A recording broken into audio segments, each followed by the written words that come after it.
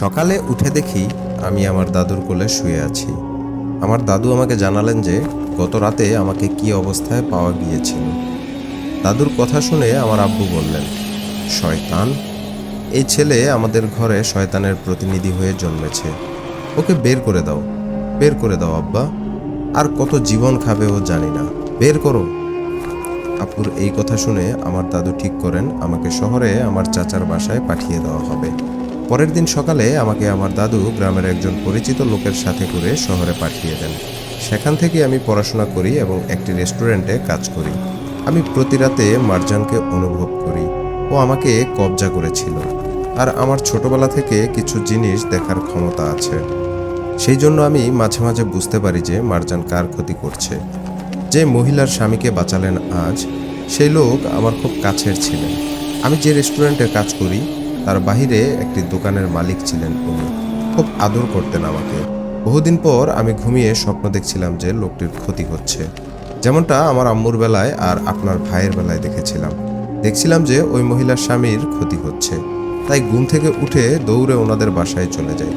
আমার বাসা আর ওনার বাসা একই রোডে। রাতে মাঝে মাঝে আমরা একসাথে ফিরতাম। আমি আগে ওনার বাসায় কখনো যাইনি, কিন্তু চেনা ছিল আমার।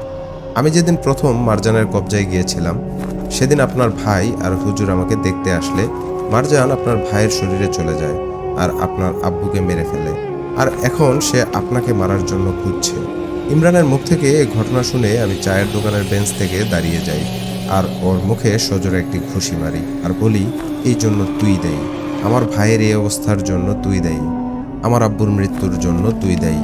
আমার এমন অবস্থার জন্য তুই দায়ী। সেদিন কেন মরে গেলি না? তাহলে ভাই তোদের বাসায় যেত না, আর আমাদের এসব কিছু হতো না। আমি ইমরানকে মারার কারণে চায়ের দোকানে থাকা বাকি লোকেরা কি হয়েছে জানতে এলে ইমরান ওনাদের দূরে পাঠিয়ে দেন আর আমাকে বলেন, আমি মানছি এটা আমার দোষ। আমার জন্য আজ এতগুলো মানুষ কষ্ট পাচ্ছে। এখন একটাই উপায়, যদি না চাই যে আর কেউ আমাদের মতো কষ্ট পাক, তাহলে আপনার ভাইকে খুঁজে বের করতে হবে আর মারজানকে শেষ করতে হবে। ইমরানের কথা শুনে আমি নিজেকে কিছুটা শান্ত করে বলি, এই 12 থেকে 13 বছর ধরে আমি নিজেও আমার ভাইকে খুঁজছি, ওই খুঁজে তো পাচ্ছি না। এরপর ইমরান আমাকে বললেন, আমরা দুজন মিলে এখন থেকে করিম ভাইকে খুঁজব। তখন আমার মাথায় একটি প্রশ্ন উকি দেয়। আমি ইমরানকে জিজ্ঞাসা করি, আচ্ছা, মহিলার স্বামী উনি কেন বারবার সাহায্য চাচ্ছিলেন? রাবা আল জালাম বলছিলেন। মারজানের ঘটনা বুঝলাম, কিন্তু সেই রাবা আল জালামকে? আমি যতটুকু জানি রাবা আরবি শব্দ, এর মানে হচ্ছে অন্ধকারের সর্দার। উত্তরে ইমরান বলে যে এ বিষয়ে সে কিছুই জানে না। আমি ইমরানকে আবার জিজ্ঞেস করি, মারজান যদি আমার ভাইয়ের শরীরে থাকে, তাহলে মহিলার স্বামীকে কে কবজায় নিল? এর উত্তর ইমরানের জানা ছিল না। সেদিন চায়ের দোকান থেকে বের হয়ে আমি আর ইমরান বাসায় চলে যাই। রাতের বেলা আমি আমজাদ হুজুরের ঘরে গিয়ে ওনাকে সবকিছু খুলে বলি। উনি আমাকে বলেন, আওয়াল, এসবের কিছুই আমি জানতাম না। তোমার ভাই আমার জন্য ওই জায়গায় গিয়েছিল, কিন্তু একটা বিষয় খেয়াল করেছ? আমিও কিন্তু গিয়েছিলাম, আমার কিন্তু কিছুই হয়নি। আমি হুজুরকে আর কিছু না বলে নিজের ঘরে চলে আসি। আমি ঘুমিয়ে গিয়েছিলাম। এমন সময় আমার ঘরের দরজায় জোরে জোরে কড়া নাড়ার শব্দ পেলাম। আমি দরজা খুলে দেখি মাদ্রাসার এক ছাত্রের সাথে ইমরান দাঁড়িয়ে আছে। আমাকে দেখে বলল, আওয়াল ভাই, আমার বাড়িওয়ালার অবস্থা ওই মহিলার স্বামীর মতো, দয়া করে দেখবেন, চলুন। আমি কিছু না ভেবে আগরবাতি, আতর আর একটি দড়ি নিয়ে চলে যাই ইমরানের বাড়িওয়ালার বাসায়। ওনার বাসায় গিয়ে আমরা দেখি বাড়িওয়ালার ছেলে আর স্ত্রী বসে আছে ভয়ার্ত চেহারায়। আমাকে দেখে ওনারা কাকুতি মিনতি করা শুরু করলেন ওনাদের বাবার জীবন বাঁচানোর জন্য। আমি ওনাদের জিজ্ঞেস করলাম কি হয়েছে। বাড়িওয়ালার ছেলে যা বললেন তা ছিল কিছুটা এমন, আমার বাবা বৃদ্ধ মানুষ, হার্টের পেশেন্ট। প্রায় 1 মাস আগে স্ট্রোক করে উনি প্যারালাইজড হয়ে যান। আজ সন্ধ্যায় আমি আর আমার স্ত্রী নামাজ পড়ছিলাম। সাধারণত আমরা একসাথে নামাজ পড়ি না, কিন্তু আজ আমরা একসাথে এশার নামাজ পড়ছিলাম। আমি ইমাম হিসাবে শব্দ করে সূরা পড়ছিলাম। হঠাৎ আমাদের রুমে আমার আব্বু ঢুকলেন আর আমাদের দুজনের গলা টিপে ধরে জায়নামাজ থেকে ফেলে দিলেন। আমাদের নামাজ ভঙ্গ হয়ে গেল। আমি একেবারে অবাক হয়ে যাই যে আব্বা তো প্যারালাইজড, হেঁটে এখানে আসলেন কিভাবে। এরপর আমার আব্বার চোখ উল্টে যায় আর উনি রান্নাঘরে চলে যান। রান্নাঘর থেকে উনি একটি বটি নিয়ে রাবা না কি যেন একটা বলে ওনার নিজের গলায় চালাতে নিলে আমি আর আমার স্ত্রী মিলে ওনাকে ধরে ফেলি। এরপর বাসার সবার চেঁচামেচি শুনে পাশের বাসার মানুষ চলে আসে আর আমার আব্বাকে ওই অবস্থায় দেখে ভয়ে চলে যায়। একমাত্র ইমরান আমাদের সাহায্য করে, আর আমার আব্বাকে রুমে বেঁধে রেখে আপনাকে আনতে যায়। কিছু একটা করুন ভাই, আমার আব্বাকে বাঁচান। আমি ওনাদের কথা শুনে আল্লাহর নাম করে প্রবেশ করি ওনাদের আব্বার রুমে। আমাকে দেখে ইমরানের বাড়িওয়ালা মোটা গলায় বলল, তুই আবারও এসেছিস? তোর ভাইয়ের মতো তুইও মরতে চাস? তোর ভাইকে আমি মেরেছি, এবার তুইও মরবি। বাড়িওয়ালার মুখে সমস্ত কথা শুনে আমি প্রচণ্ড রেগে যাই। ইমরান ওনার হাত ধরে ফেলে, আর আমি ওনার সামনে গিয়ে জিজ্ঞেস করি, আমার ভাই কোথায়? আল জালাম কে? মারজান কে? সে আমাকে কিছুই বলতে চায় না। এরপর আমি তার হাতে আতর লাগিয়ে কনিষ্ঠ আঙ্গুলি চেপে ধরে আয়াত করতে লাগলে সেও রুমের এক কোনায় তাকিয়ে বলতে থাকে, রাবা আল জালাম, সাহায্য করো, আমাকে সাহায্য করো। এই দুইজনকে মেরে ফেলো, দয়া করে এক্ষুনি মেরে ফেলো।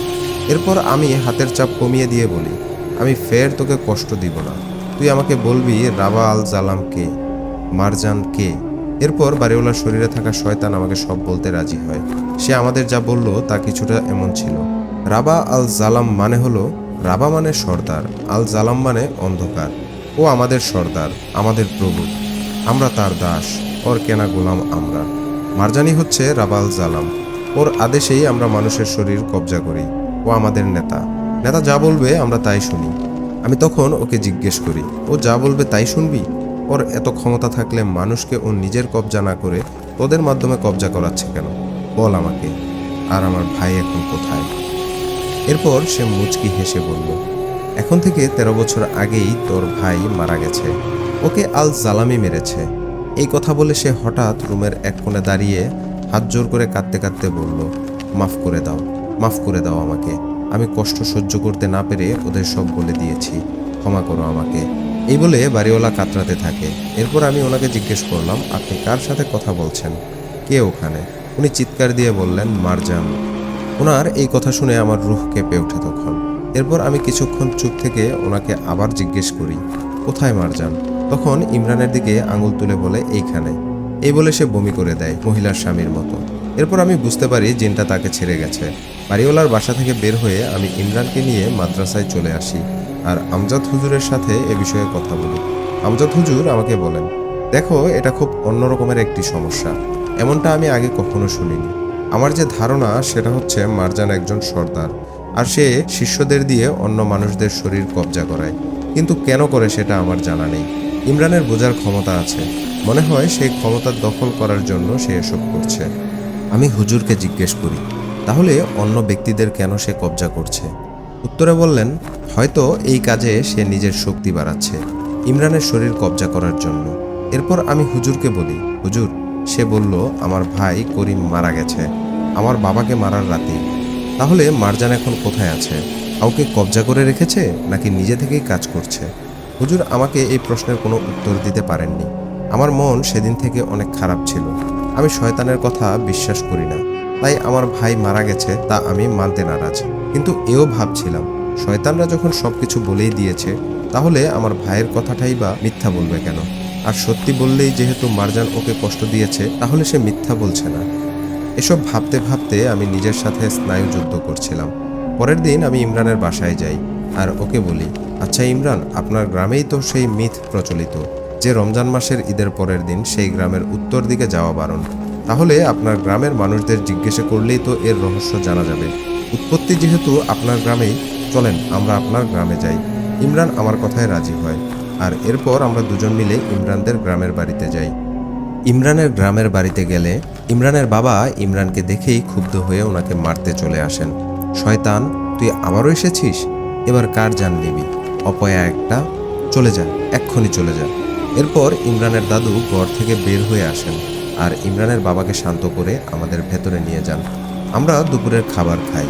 এরপর ইমরান ওর দাদুকে মারজানের কথা জিজ্ঞেস করতেই ইমরানের দাদু আমাদের বললেন, বের হয়ে যা আমাদের বাসা থেকে, তুই নাম এখানে নিবি না, আমি কিছু জানি না। তখন আমি ইমরানের দাদুকে আমার পরিচয় দিই আর বলি, 12 থেকে 13 বছর আগে যে দুইজন হুজুর ইমরানকে দেখতে এসেছিল, ওনাদের মাঝে একজন ছিলেন আমার ভাই। আর এখান থেকে যাবার পর ওনার কি অবস্থা হয়েছিল সেটাও আমি ওনাকে জানাই। এরপর উনি শান্ত হন আর আমাদের একটা ডায়েরি দেন আর বলেন, মারজানকে নিয়ে যত কিছু জানার চেষ্টা আমি করেছি সব এখানে লেখা আছে, একটা ঠিকানাও লেখা আছে। আমাকে তো লোকে বেশি কিছু বলে নাই, তোমাদের বললেও বলতে পারে, যে দেখো। এরপর আমি আর ইমরান দাদুর ডায়েরি পড়ে যতটুকু জানতে পারি তা ছিল এমন: মারজান একটা জিন, যে ধারণা মতে প্রথম একজনের উপর হাজির হয়, যার নাম মোহাম্মদ ইফতেখার উদ্দিন। কোনো কারণ ছাড়াই ওনার আচরণ বদলে যায়। আর উনি একদিন রাতের বেলা রান্নাঘর থেকে বটি নিয়ে দিঘির সামনে গিয়ে নিজের গলা কেটে দিঘির মাঝখানে চলে যান, আর দাঁড়িয়ে থাকার মতো করে ভেসে থাকেন 2 দিন। ওইভাবেই ভাসার পর গ্রামবাসী তাকে ডুবিয়ে দেয়। ইফতেখার উদ্দিনের ঠিকানা সেই ডায়েরিতে লেখা ছিল, আর সেই ঠিকানা অনুযায়ী আমরা পাশের গ্রামে গিয়ে ইফতেখার উদ্দিনের বাড়ি খুঁজে বের করি। বাড়িতে ছিল ইফতেখার উদ্দিনের ছেলে আর ইফতেখার উদ্দিনের স্ত্রী। ওনারা আমাদের আসার কারণ জিজ্ঞেস করলেন। আমরা ওনাদের কারণ বললে ইফতেখার উদ্দিনের স্ত্রী আমাদের দূর দূর করে বাসা থেকে তাড়িয়ে দিলেন, আর বললেন আর কারো জান নিতে দিব না, যাও তোমরা। আমরা চলেই যাচ্ছিলাম হতাশ হয়ে। ঠিক তখনই পেছন থেকে ইফতেখার উদ্দিনের ছেলে আমাদেরকে ডাক দিয়ে বললেন, ভাই একটু দাঁড়ান, কথা আছে। এরপর উনি আমাদের দিঘির পাড়ে নিয়ে যান আর বলেন, ভাই আমার আব্বা খুব ভালো মানুষ ছিলেন, এটা লোকে বলতো, আমি তো দেখি নাই ওনারে। আমি তখন আমার মায়ের পেটে, যখন আব্বা নিজের গলা কেটেছে। তবে আমি জন্মের পরে ময়মুরব্বীদের কাছে শুনেছিলাম যে আমার নানা নাকি আমার আব্বা মরার 1 বছর আগে এভাবেই নিজের গলা কেটেছিল। ওনার নাম জয়নাল মণ্ডল, ওনার বাড়ি পাশের গ্রামে, ওখানে গিয়ে খোঁজ নেন। এই বলে ইফতেখার উদ্দিনের ছেলে আমাদের ঠিকানা দিয়ে চলে যান। এরপর আমরা পাশের গ্রামে চলে যাই, আর সেখানে জয়নাল মণ্ডলের বাসা খুঁজে বের করি। জয়নাল মণ্ডলের বাড়িতে ওনার নাতি পরিবার পরিজন নিয়ে বাস করছেন। ওনার নাতি আমাদের আসার কারণ জেনে বললেন, এই শয়তান আবারও জেগেছে, সব দোষ আমার দাদির। আমি তখন ওনাকে এর মানে জিজ্ঞেস করলে উনি বলেন, আমার দাদি ছিল একটা ডাইনি, সবসময় মানুষের ক্ষতি করে বেড়াতো টাকার লোভে। জিন পালতো সে, দূর দূরান্ত গ্রাম থেকে মানুষ আর বাচ্চা কাচ্চা বশ করে নিয়ে আসতো সে। আমরা কিছুই জানতাম না। তখন সব গ্রামের আশেপাশে অনেক ঘন জঙ্গল ছিল, তাই মানুষ ভাবতো যে যারা হারাচ্ছে তারা হয়তো জঙ্গলের সাপ বা জন্তুর হাতে মরেছে। দাদি ছিল খুব চালাক, যাদের সংসারে খুব ঝামেলা হতো তাদের সে বলি দিত। তাই ওই লোকদের খুঁজে না পাওয়া গেলেও মানুষ ভাবতো যে তারা হয়তো সংসার ত্যাগ করেছে। বাচ্চাগুলো আনতো যখন গোসল করতে দেখতো বা পুকুর পাড়ে থাকতো, তখন তার খারাপ জিনদের ধারা। মানুষ ভাবতো তাদের ছেলে মেয়েগুলো হয়তো পানিতে ডুবে গেছে। ভাবছেন এগুলো আমরা জানলাম কিভাবে? বলি শোনেন। একবার আমার দাদি এক রোজার শুরু থেকে এতই অসুস্থ হলো যে বিছানায় পড়ে গেল। বলে না রোজার সময় শয়তান বন্দি থাকে, তার শয়তান জিনগুলো বন্দি ছিল তখন। ঈদের পরের দিন সকালে দাদি আমার দাদাকে সব খুলে বলেছিল, কারণ ওনার পালা জিনগুলো নাকি এতদিনে বলি না পেয়ে খুব রেগে আছে, আর ওনাকেই এখন মারতে চায়। শেষ সময়ে নিজের ভুল বুঝে দাদি আল্লাহ আর দাদুর কাছে মাপ চেয়েছিল। সেই রাতের বেলা দাদি 2 গ্রাম পরে দিঘিতে যেয়ে নিজের গলা কেটে দিঘিতে ভাসিয়ে দিয়েছিল। 2-3 দিন পর সে মরেছিল। এরপরে সেই জিন আমার দাদাকেও মেরেছে। এরপর আমার ফুফা ইফতেখার উদ্দিনও মরেছে। ওনারা দুজনেই ঈদের পরের দিন ওই দিঘির আশেপাশে গিয়েছিল। এরপর থেকে ওই দিঘিতে ঈদের পরের দিন আর কেউ যায় না। এই হলো ঘটনা। এরপর উনি আমার আর ইমরানের পরিবারের জন্য দুঃখ প্রকাশ করে আমাদেরকে বিদায় জানালেন। আমরা শহরে ফিরে আমজাদ হুজুরের সাথে বিষয়টি নিয়ে আলাপ করি। হুজুর আমাদের বলেন যে মারজান নাকি এখন সব ক্ষমতার জন্যই করছে বলে উনি মনে করেন। বলে নিয়ে সে ক্ষমতা বাড়িয়েছে, আর এখন সে এমন একজনকে চাচ্ছে যার অতি প্রাকৃতিক কিছু বোঝার ক্ষমতা আছে, কারণ ওর মাধ্যমে হয়তো সে কোনো কাজ হাসিল করবে বা ওর শরীরে নিজেকে লুকিয়ে ফেলতে পারবে। কারণ ইমরান ছোট থেকেই মারজানের শত্রু, তাই তার শরীরে গেলে কেউ ইমরানকে সন্দেহ করবে না। আর ইমরানের ক্ষমতা কাজে লাগিয়ে সে মানুষের ক্ষতি করবে, আরও শক্তিশালী হবে নিজে। হুজুর আমাদের এও জানালেন যে আমাদের সবার আগে মারজানকে খুঁজে বের করতে হবে যে আসলে সে কার শরীরে আছে। এরপর আমি আমার ঘরে চলে যাই, আর ইমরান ওর বাসায় চলে যায়। সেদিন রাতে আমি বিষয়গুলো নিয়েই ভাবছিলাম। হঠাৎ আমার মাথায় একটা জিনিস বাড়ি খায়। ইমরানের বাড়িওয়ালা বলেছিল, তোর ভাইকে আমরাই মেরেছি। তাহলে কি আমার ভাইয়ের উপর মারজান বর করেনি কখনো? আমার ভাইয়ের কাছ থেকে পালানোর সময় সে বলেছিল যে আমরা আবার আসব। ইমরানকে বলেছিল আসব, নাম মনে রাখিস মারজান। এরপর বলেছিল রাবা আল জালাম, মানে অন্ধকারের সর্দার। মারজানের শিষ্য জিনগুলো তাকে রাবা আল জালাম ডাকত, কিন্তু ও নিজেকে তো এই নামে ডাকবে না।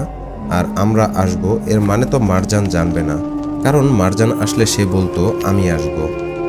আমার এই কথাগুলো আমি সাথে সাথে আমজাদ হুজুরকে জানাই। আমজাদ হুজুর আমাকে বললেন, আচ্ছা আওয়াল, এমনও তো হতে পারে মারজান কখনো ইমরানের শরীর থেকে বেরই হয়নি, সে তার এক শাগরিদকে দিয়ে করিমকে কবজা করিয়েছিল। তাহলে কি ইমরানই মারজান? হুজুরের এই কথা শুনে আমার পায়ের নিচ থেকে মাটি সরে যায়। আমার খটকা লাগতে শুরু করে, কারণ ইমরানের বাড়িওয়ালাকে যখন জিজ্ঞেস করছিলাম যে মারজান কোথায়, সেই ইমরানের দিকে আঙুল তুলে বলেছিল এইখানে। তাহলে কি ইমরানই মারজান? এই ভেবে আমি আমার তসবি আর প্রয়োজনীয় জিনিস নিয়ে ইমরানের বাড়িতে রওনা দিই। ইমরানের বাড়ি যেতে যেতে আমি ভাবছিলাম, আমি কি তাহলে মারজানের সাথে থেকেই মারজানকে খুঁজছি? ভাবতে ভাবতে আমি ইমরানের বাসায় পৌঁছে যাই। ইমরানের বাসায় পৌঁছে আমি ওর ঘরে বসে ওকে জিজ্ঞেস করি, ইমরান, ছোটবেলায় যেদিন আমার ভাই আর আমজাদ হুজুর আপনার বাড়িতে এসেছিলেন, সেদিন আপনারা কয়জন ছিলেন ঘরে? উনি বললেন 5 জন। আমি জিজ্ঞেস করি, কে কে? উনি উত্তর দেন, আমি, আব্বু, দাদু আর আপনার ভাই আর আমজাদ হুজুর। আমি ইমরানকে বলি, আমার ভাই আমার বাসার সামনে আপনাকে কি বলেছিল মনে আছে? উনি বলেছিলেন যে আসবো, তোর জন্য আসবো, নাম মনে রাখিস, মারজান রাবা আল জালাম। ইমরান বলল, হ্যাঁ। আমি বললাম, আর আমাকে কি বলেছিল খেয়াল আছে? আমাকে বলেছিল আসবো। প্রথমত, মারজান নিজেকে রাবা আল জালাম বলবে না, কারণ এটা ওর নাম নয়, আর ওর উপাধি ওর শাগরেদ জিনরা ওকে দিয়েছে। দ্বিতীয়ত, আমাকে আমার ভাইয়ের মাধ্যমে সে বলেছে আমরা আসব। কিন্তু এটা যদি মারজান নিজে হতো, সে বলতো আমি আসব। আমরা কেন বলবে? আমার কথা শুনে ইমরানও এই বিষয়গুলো নিয়ে ভাবতে থাকে আর আমার দিকে তাকাতে থাকে। একটু থেমে সে বলল, আপনি কি ভাবছেন? আমি মারজানের কবজায়? আপনি আমাকে সন্দেহ করছেন? আমি তখন ইমরানকে বলি, আমাকে মাফ করবেন, কিন্তু আমি আপনাকে সন্দেহ করছি। এর যথেষ্ট কারণ আছে। প্রথমত, আপনি যে রেস্টুরেন্টে কাজ করেন তার সামনের দোকানের মালিক, যার সাথে আপনার ভালো সম্পর্ক, তাকে জিন কবজা করেছিল। আপনার বাড়িওয়ালাকেও কবজা করেছিল। আপনার আশেপাশে যারা আছে তাদের সবারই কেন এমন হচ্ছে? এর কোনো উত্তর আছে আপনার কাছে? আমাকে প্রমাণ দিন আপনি মারজান নন। এরপর ইমরান রেগে গিয়ে আমাকে জোরে একটি ধাক্কা দিয়ে রুম থেকে বের হয়ে যায় আর বলতে থাকে, ছোটবেলা থেকে আমি ওকে খুঁজে বেড়াচ্ছি, প্রতিশোধ নিতে চাচ্ছি, আর আপনি বলছেন আমিই মারজান? বাহ! এরপর আমি ওনার হাত ধরে বলি, সরি, কিন্তু আমাকে এটা করতেই হবে। এরপর আমি আমার হাতে থাকা তসবি ধরে আমার জানা আয়াতগুলো পরে ইমরানের মাথায় হাত লাগিয়ে দিই। ওর কনিষ্ঠ আঙ্গুলি চেপে ধরি। ওর মুখে পবিত্র খেজুর গুজে দিয়ে দোয়া পড়তে থাকি, কিন্তু কোনো কিছুরই আছর করছিল না ওকে। মনে হচ্ছিল যে সে একেবারেই স্বাভাবিক, তার শরীরে জিনের কোনো ভর নেই। এরপর আমি ওনাকে বলি, চলুন মসজিদে নামাজ পড়ব। আমরা দুজনে একসাথে নামাজ পড়ি। এরপর আমি নিশ্চিত হই ইমরান মারজান নয়। আমি দ্বিতীয়বার দ্বিধায় পড়ে যাই, তাহলে মারজান কার শরীরে ঢুকে আছে? কোনো সন্দেহ নেই যে সেদিন উপস্থিত 5 জনের মাঝেই মারজান একজনের ভেতরে আছে, কারণ ইমরানের দাদাবাড়ি থেকে বের হওয়ার রাস্তা সেখানে উপস্থিত 5 জন ছাড়া আর কেউই জানে না। এরপর আমি ইমরানকে জিজ্ঞেস করি, আপনার বাবার আচরণ কেমন মনে হয় না আপনার? যেমন মারজানের গোলাম জিনেরা আপনাকে দেখতে পারে না, তেমনি আপনার আব্বুও আপনাকে দেখতে পারে না, উনি নয় তো? এরপর আমরা দুজন মিলে আবারও ইমরানের দাদু বাড়িতে ফিরে যাই আর ওনার বাবার ঘুমানোর জন্য অপেক্ষা করতে থাকি। এরপর ওনার বাবা ঘুমালে আমরা ওনার বাবার মাথায় তসবি ধরে আল্লাহর কালাম উচ্চারণ করে ফু দিয়েও কোনো প্রতিক্রিয়া পাচ্ছিলাম না। আমরা তখন বুঝতে পারলাম যে না, ইমরানের আব্বাও মারজান নয়, কোনো জিনেরই কবজায় নেই সে। এরপর আমরা ইমরানের দাদুবাড়ি থেকে বের হয়ে আসি। এরপর আমজাদ হুজুরের সাথে আমি এ বিষয়ে কথা বলি। হুজুর আমাকে বলেন, আমি আসলে বুঝতে পারছি না যে কি হচ্ছে এসব। সবাই যদি সুস্থ থাকে তাহলে মারজান গেল কোথায়? আমি এর উত্তর জানতাম না। এভাবেই ভাবতে ভাবতে দিন কেটে যাচ্ছিল। হঠাৎ একদিন ইমরান মাদ্রাসায় এসে আমাকে ডাকতে লাগলেন। আমি ওনাকে কি হয়েছে জিজ্ঞেস করলে উনি আমাকে বলেন, ভাই, আমার বাসার একজন সদস্যর এবার সেম অবস্থা, আসুন সাহায্য করুন। আমি আমার তসবি আর বাকি জিনিসপত্র নিয়ে চলে যাই ভাইয়ের সাথে। রাস্তায় যেতে যেতে আমি ওনাকে জিজ্ঞেস করি কি হয়েছে ওনার বাসার সদস্য। উনি আমাকে বলেন, আমি আর আমার এক বন্ধু রুম নিয়ে সেই বাসায় থাকি। আমরা দুজন একই রেস্টুরেন্টে কাজ করি। আজ সন্ধ্যার পর বাসায় ফিরে দেখি সে আয়নায় নিজের মাথা ফাটিয়েছে আর আয়নাও ভেঙে ফেলেছে। রান্নাঘরে যেতে নিচ্ছিল দেখে আমি রান্নাঘরের দরজা বন্ধ করে দিয়ে এসেছি। বাসায় পৌঁছে ইমরান ভাইয়ের রুমে প্রবেশ করতেই ইমরান ভাইয়ের বন্ধু ভারী গলায় বলে উঠলেন, কিরে, খুঁজে পেলি না? আমাকে এত সহজে খুঁজে পাবি না, ওরা মরবি। আল জালাম, এদের মেরে ফেলো, দয়া করে এক্ষুনি মেরে ফেলো। আমি এরপর তসবি মাথায় ধরে আয়াত করে ইমরান ভাইয়ের বন্ধুকে জিজ্ঞেস করলাম, কে তুই, নাম বল।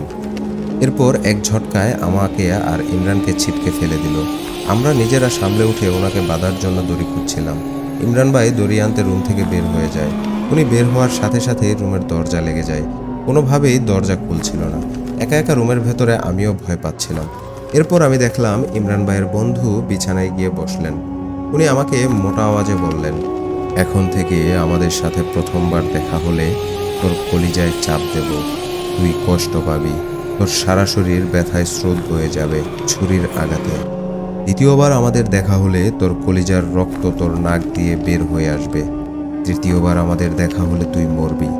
এই বলে সে হাসতে লাগলো, আর আমার বুকের ভেতরে প্রচণ্ড ব্যথা অনুভব করতে থাকলাম। মনে হচ্ছিল আমার হৃৎপিণ্ড কেউ ছিঁড়ে ফেলছে। আমার শরীরের শিরায় শিরায় ব্যথা অনুভব করতে লাগলাম। এক পর্যায়ে আমি অজ্ঞান হয়ে যাই। এরপর আমার চোখ খুলতে আমি দেখি আমার সামনে ইমরান ভাই আর তার বন্ধু বসে আছে। আমি কি হয়েছে জিজ্ঞেস করলে ইমরান ভাই কিছু বলতে পারেনি। এরপর ইমরান ভাইকে আমি একটু সাইডে নিয়ে গিয়ে ওনার বন্ধুর কথা জিজ্ঞেস করলে উনি বলেন, আপনি তো কাজ করেছেনই, আমার বন্ধু তো বমি করে নর্মাল হয়ে গেছে। এই কথা শোনার পর আমি মাদ্রাসায় ফেরার প্রস্তুতি নিই, কিন্তু রুম থেকে বের হওয়ার আগেই বুকের ব্যথায় পড়ে যাই। ইমরান ভাই আমাকে বারবার জিজ্ঞেস করেন কি হয়েছে। আমি তা ওনাকে কিছুই বলিনি। এরপর আমি একটা রিকশায় করে মাদ্রাসায় ফিরি। মাদ্রাসায় ফিরে আমি আমজাদ হুজুরের সাথে বসে কথা বলছিলাম। আমি ওনাকে একবার জিজ্ঞেস করলাম, হুজুর, যারা কবিরাজি করেন তারা কি কিছু অনুভব করেন বা ক্ষতিগ্রস্ত হন? হুজুর আমাকে বললেন, আসলে আল্লাহর কালাম সব থেকে শক্তিশালী। ভালোভাবে নিয়ম মতো কাজ করলে কিছুই হবে না, কিন্তু কেউ যদি এদের নিয়ে একেবারে আচ্ছন্ন হয়ে যায় আর ওদের সাথে বারবার যুদ্ধে জড়ায় তাহলে ক্ষতি হতে পারে। এরপর হুজুর আমার সাথে অন্যান্য বিষয়ে কথা বলার মাঝে থেমে গেলেন আর বললেন, আওয়াল, তুমি আমাকে এটা জিজ্ঞেস করলা, কি হয়েছে বলো আমাকে, তুমি কি কিছু অনুভব করেছ? আমি হুজুরকে কোনো উত্তর না দিলে একটা ধমক দিলেন তিনি। এরপর আমি চুপ থাকলে উনি আমাকে বললেন, এই এক শয়তানের পেছনে জীবন দিতে চাচ্ছ তুমি? নিজের জীবন নিয়ে ভাবো, এসব থেকে সরে আসো, এখনো সময় আছে। শয়তান তোমাকে গ্রাস করে নিচ্ছে। কি হয়েছে আমাকে বলো। এরপর আমি হুজুরকে ইমরান ভাইয়ের বন্ধুর বলা কথাগুলো বললে উনি আমাকে বলেন, প্রমাণ পাচ্ছ? মরে যাবা তুমি এইভাবে। আমি আজকে ইমরানকে ডেকে বলে দিব যে তুমি আর এসবে নেই। আমি কোনো কথা না বলে চলে আসি সেদিন হুজুরের ঘর থেকে। 5 দিন পর মাদ্রাসায় এলেন এক ভদ্রলোক তার ছেলের সমস্যা নিয়ে। যথারীতি আমি ভদ্রলোকের ছেলেকে দেখতে যাই। ভদ্রলোকের বাসায় গিয়ে ওনার ছেলেকে দেখলাম। দেখে মনে হচ্ছিল সে নর্মাল। আমি ভদ্রলোককে জিজ্ঞেস করলাম, আপনার ছেলের সমস্যা কি আসলে?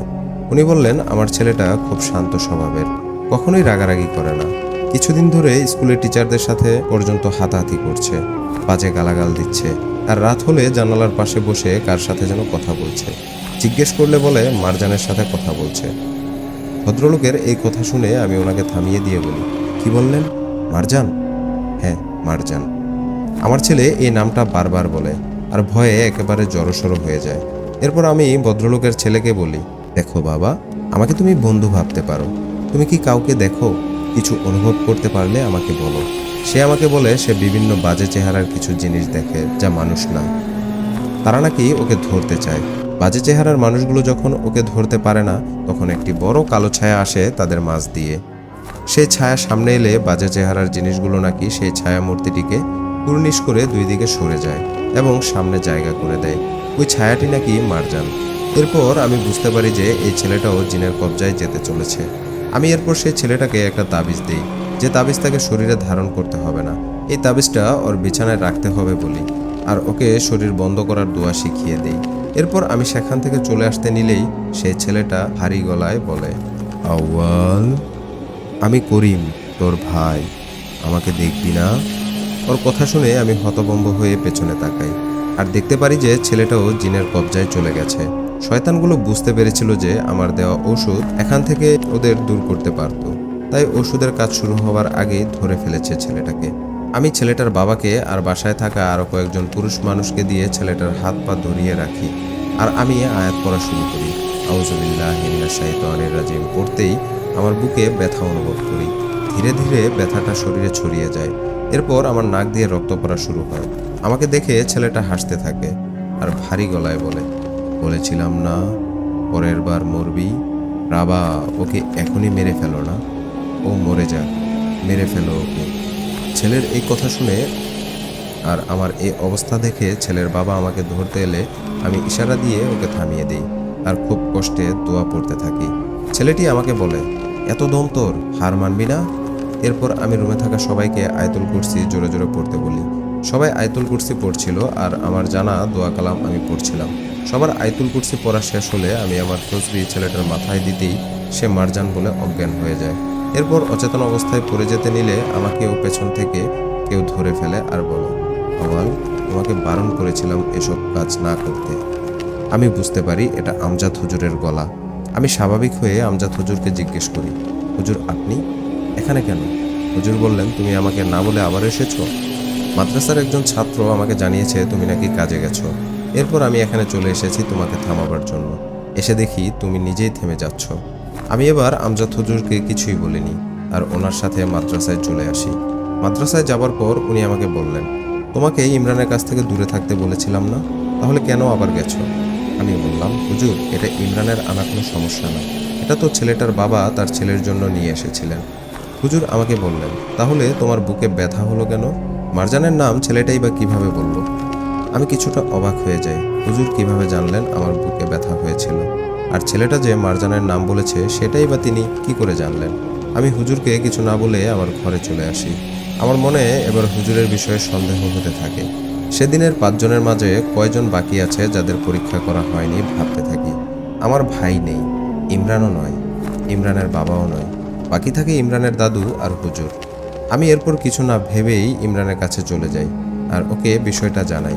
ইমরানকে আমি জিজ্ঞেস করি, কোনোভাবে কি আমজাদ হুজুরই হতে পারে মারজান? তখন ইমরান কিছুক্ষণ ভেবে আমাকে খুব চাঞ্চল্যকর একটা তথ্য দেয়। প্রথমবার যে মহিলার স্বামী জিনের কবজায় গিয়েছিল তার বাসায় সেদিন সকালে নাকি আমজাদ হুজুর মিলাদ পড়ানোর জন্য দাওয়াত পেয়ে এসেছিলেন। ইমরান নাকি দেখেছিল। এরপর আমরা প্যারালাইজড লোক অর্থাৎ ইমরানের বাড়িওয়ালার বাসায় গিয়ে জানতে পারি যে বাড়িওয়ালার ছেলে সেদিন বিকালে তার বাবার সুস্থতা কামনার জন্য হুজুরকে বাসায় এনেছিলেন। এরপর সর্বশেষ ছোট ছেলেটার বাসায় হুজুর নিজেই গিয়েছিলেন। সর্বশেষ কার বাসায় গিয়েছিলাম জানতে চাইলেন তখন ইমরান আমার কাছে। আমি ওনাকে পরিচয় দিতেই উনি বললেন, ওই লোকটাকে জানেন? আমি বললাম, কে? উনি বললেন, ওই লোকটা আমি যে রেস্টুরেন্টে কাজ করি সেটার মালিক। আমার আর বুঝতে বাকি রইল না যে মারজান আর কেউ নয়, মারজান হচ্ছে আমজাদ হুজুর। এতগুলো বছর ধরে মারজান হুজুরের শরীরে বসবাস করছে। আমি ইমরানকে জিজ্ঞেস করি, আপনি এই বিষয়গুলো আমাকে আগে বলেননি কেন? ইমরান বললেন, হুজুর মিলাদ আর দোয়া করতে এসেছেন এখানে, সমস্যা কিভাবে বুঝবো বলেন? এরপর আমি ইমরানের সাথে বাজারে গিয়ে একটা তসবি কিনি আর মাদ্রাসার সামনে আসি। আমি ইমরানকে সরাসরি তার গ্রামের বাড়ি চলে যেতে বলি। এরপর আমি মাদ্রাসার ভেতরে গিয়ে আমজাদ হুজুরকে বলি, হুজুর গ্রামে একটা দাওয়াত আছে আজ, যাবেন? হুজুর যেতে রাজি হলেন। আমি কৌশলে হুজুরকে নিয়ে চলে যাই ইমরানের গ্রামের বাড়িতে। হুজুর আমাকে রাস্তায় বারবার জিজ্ঞেস করেছিলেন, কোথায় যাচ্ছি, এই রাস্তায় কেন যাচ্ছি। আমি হুজুরকে বলেছিলাম যে এদিকে আপনি আগেও এসেছিলেন না ইমরানের চিকিৎসা করতে। আমরা ইমরানের বাসার কিছু দূর পরে একটা বাসায় নিমন্ত্রণ পেয়েছি, ওখানেই যাচ্ছি। এরপর হুজুর আমাকে কিছু জিজ্ঞেস করেন। আস্তে আস্তে আমরা চলে এলাম। এবার হুজুরকে আমি বলি, আমরা ইমরানের বাসাতেই যাচ্ছি। একটু সামনেই দেখা যাচ্ছিল ইমরান ওর বাবা আর ওর দাদুকে নিয়ে দাঁড়িয়ে আছে। এতক্ষণে ইমরান ওর বাবা আর ওর দাদুকে সব বুঝিয়ে ফেলেছেন। আমি হুজুরকে পরীক্ষা করার জন্য আমার কিনে আনা নতুন পরা তসবিটি হুজুরের সামনে এগিয়ে দিয়ে বলি, আপনার জন্য উপহার এনেছি এটা মারজান। আমার কথা শুনে আমজাদ হুজুরের চেহারার রং বদলে যায়। এরপরও উনি কিছু বললেন না। আমি জোর করে ওনার হাতে তসবি দিলে উনি সেটা ফেলে দেন। আমি এবার পেছন থেকে ওনার চোখে একটি সাদা কাপড় বেঁধে দিই আর সবাই মিলে ওনাকে ধরে ইমরানের বাসার ভেতরে নিয়ে যাই। এরপর ওনাকে এক গোল বৃত্ত বানিয়ে বসাই। উনি সেখানে বসলে আমি ওনাকে জিজ্ঞেস করি, কেন, এতগুলো জীবনের কোনো দামই কি নেই?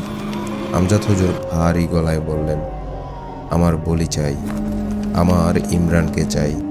ও আমার চেয়ে অনেক ক্ষমতাশীল, ওর শরীরে আর থাকতে পারেনি, তাই এতদিন এত সব জিন বশ করে আর মানুষের ক্ষতি করে ক্ষমতা লাভ করেছিলাম। আমি যেন ইমরানের উপর ভর করতে পারি, আমাকে তোরা আমার কাজ করতে দে। এই কথা বলার পরে আমি বুকে প্রচণ্ড ব্যথা অনুভব করতে থাকি আর মাটিতে লুটিয়ে পড়ি। আমাকে তখন মারজান বলতে থাকে তৃতীয়বার, এখন তোর সময় শেষ আওয়াল, বারণ করেছিলাম, সাবধান করেছিলাম তোকে, যাস না, এই কাজ করিস না, তুই মানলি না, এবার তুই মরবি। এরপর আমি অচেতন হয়ে যাই এবং অচেতন হয়ে যাওয়ার অবস্থায় চলে যাচ্ছি দেখেই ইমরান উঠে দাঁড়িয়ে মারজানকে বলছে, আমার দোষ সব, আমার জন্য তুই করিম ভাইকে মারলি, হুজুরকে ধরলি আর আমার মা এবং দাদিকে মারলি। আমি সেদিন দিঘির পাড়ে না গেলে কিছুই হতো না। আর কত জান নিবি তুই? আমাকেই তো চাই তোর, তাই না? এই নিয়ে আমাকে, চলে আয় আমার উপরে। এই বলেই ইমরান ওই বৃত্তের ভেতরে নিজের পা দিতে নিলে আমি তাকে কোনো রকমে ধরে ফেলি। ইমরান এরপর পড়ে যায় মাটিতে। ওর বাবা আর ওর দাদু ওকে ধরে ফেলে। এরপর আমি ইমরানকে আগে থেকে জোগাড় করে রাখতে বলা একটি খাসি নিয়ে আসতে বলি। ইমরান খাসি নিয়ে আসলে আমি সেই খাসিটাকে বৃত্তের ভেতরে ঢুকিয়ে দিয়ে হুজুরের কনিষ্ঠ আঙুল চেপে ধরি আর সবাইকে দোয়া পড়তে বলি। আমি আমার তসবিহ হুজুরের গলায় ঝুলিয়ে দিয়ে দোয়া করতে থাকি। আর তখনই বুঝতে পারি আমার পায়ের নিচ থেকে মাটি কেমন যেন কেঁপে উঠছিল আর মুখ দিয়ে পানির মতো রক্ত বের হচ্ছিল। আমি তারপরও দোয়া পড়েই যাচ্ছিলাম। আমি অজ্ঞান হয়ে যাচ্ছিলাম মনে হচ্ছিল। এরপর আমি ইমরানকে বলি হুজুরের গলা থেকে তসবিহ সরানোর জন্য। ইমরান তসবিহ সরালে অজ্ঞান হবার একটু আগে আমি দেখলাম আমজাদ হুজুর বমি করা শুরু করেছেন আর অজ্ঞান হয়ে গেলেন। এরপর আমিও অজ্ঞান হয়ে যাই। জ্ঞান ফিরে দেখি আমজাদ হুজুর আমার সামনে শুয়ে আছে আর খাসিটা এখনো দাগের ভেতরে। হুজুরকে টর্চার করার ফলে মারজান তার শরীর থেকে বের হতে বাধ্য হয়েছিল। হুজুরের বয়স হয়ে গিয়েছিল, তাই তার শরীর দুর্বল থাকায় মারজান বেশি শক্তি প্রয়োগও করতে পারেনি। হুজুরের শরীর থেকে বেরিয়ে আসা মাধ্যম হিসাবে খাসিটার শরীরে চলে গেছে, কারণ দাগ থেকে বেরিয়ে যাবার সমস্ত রাস্তা বন্ধ করা ছিল। আমি দেখলাম খাসিটা দাগ থেকে বের হওয়ার জন্য ছটফট করছে, কিন্তু বের হতে পারছে না। আমি নিশ্চিত হলাম যে মারজান এখন সেই খাসিটার শরীরে। এরপর আমি, ইমরান ও ইমরানের বাবা মিলে খাসিটার গলায় তসবিহ পরিয়ে দিয়ে দোয়া পরে মারজানকে খাসির ভেতরে বন্দি করে খাসিটাকে নিয়ে সেই দিঘির পাড়ে জবাই করে ফেলি এবং ফেলে দিয়ে আসি। কিছুক্ষণ পরে গিয়ে আমরা একটা কবর করে সেখানে খাসিটাকে কবর দিই।